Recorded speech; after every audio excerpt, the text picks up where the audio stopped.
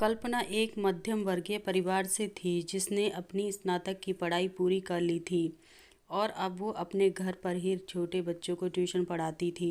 कल्पना का रंग गोरा था और वह दिखने में बिल्कुल गुड़िया की तरह थी। कल्पना के माता पिता उसकी शादी के लिए एक अच्छे लड़के की तलाश कर रहे थे।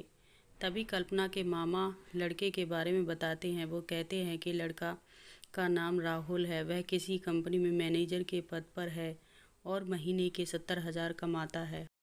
कल्पना के माता पिता ने लड़के की फ़ोटो देखी तो उन्हें लड़का पसंद आ गया। जब कल्पना की माँ ने कल्पना को लड़के की तस्वीर दिखाई तो कल्पना ने कहा, जब आप दोनों को लड़का पसंद है तो मुझे भी पसंद है। अब लड़का और लड़की वालों के परिवार ने मिलकर शादी की तारीख तय की। कल्पना के माता पिता बहुत खुश थे कि उनकी बेटी की शादी एक अच्छे घर में हो रही है। पूरे धूमधाम से कल्पना की शादी हो गई। अब कल्पना अपने बचपन के घर को छोड़कर एक नए घर चली गई। कुछ दिन तो कल्पना को अपने माता पिता और अपने घर की बहुत याद आई। कल्पना की शादी के अब महीने बीत गए थे। अब उसे पति राहुल पहले जैसा व्यवहार कल्पना के साथ करता था। कल्पना से वो चिड़ा चिड़ा सा रहता था। राहुल अब न पहले जैसा कल्पना को प्यार करता और न ही उसकी बातों को मानता। कल्पना को समझ नहीं आ रहा था कि वो क्या करे। वो बस रोकर अपने दर्द को कम करने की कोशिश करती।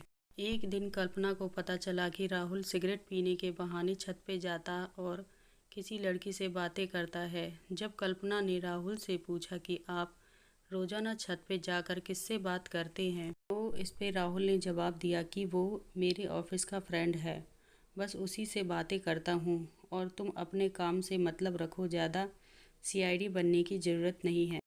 होली का दिन था। राहुल के कुछ दोस्त उसके घर आए थे।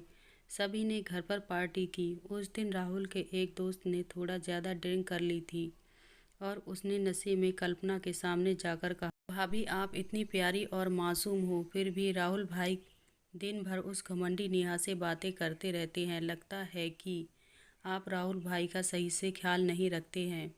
ये सुनकर कल्पना का शक अब हकीकत बन चुका था। अगली सुबह जब कल्पना ने राहुल से पूछा कि ये कौन है और क्या लगती है आपकी। राहुल, मैं तुम्हें क्यों बताऊं। कल्पना, मैं बीवी हूँ आपकी। राहुल, देखो तुमसे पहले वो मेरी लाइफ में आई है ना, तो फिर मुझसे शादी क्यों की। राहुल, बस तुम अच्छी लगी इसलिए शादी कर ली। कल्पना, अब तुम देखना मैं उस कमीनी लड़की को कैसे सबक सिखाती हूँ। नेहा को कल्पना ने जब कमीनी कहा तो राहुल ने गुस्से में कल्पना को बहुत मारा और उसे कमरे में बंद कर दिया। कल्पना की सास को सब पता था, फिर भी वह अपने बेटे के सामने एक शब्द भी नहीं बोलती थी। शाम को जब राहुल आया तब उसने रूम का दरवाज़ा खोला। उस दिन कल्पना की तबीयत खराब हो गई, फिर भी उसी हालत में उसने खाना बनाया। कल्पना ये सारी बातें अपनी माँ को बताना चाहती थी, लेकिन चाह कर भी वह नहीं बता पा रही थी, क्योंकि वह जानती थी कि अगर उसके माता पिता को ये सब पता चलेगा तो वह परेशान हो जाएंगे। राहुल अब कल्पना के साथ नौकरानी जैसा व्यवहार करने लगा। छोटी छोटी बातों पे उसे मारता। कल्पना अब धीरे धीरे डिप्रेशन का शिकार होने लगी। उसके दिमाग में गलत गलत ख्याल आने लगे। अब न वो समय पे खाना खाती और न ही किसी से बात करती थी। आखिरकार एक दिन कल्पना ने रूम में फांसी लगाकर आत्महत्या कर ली।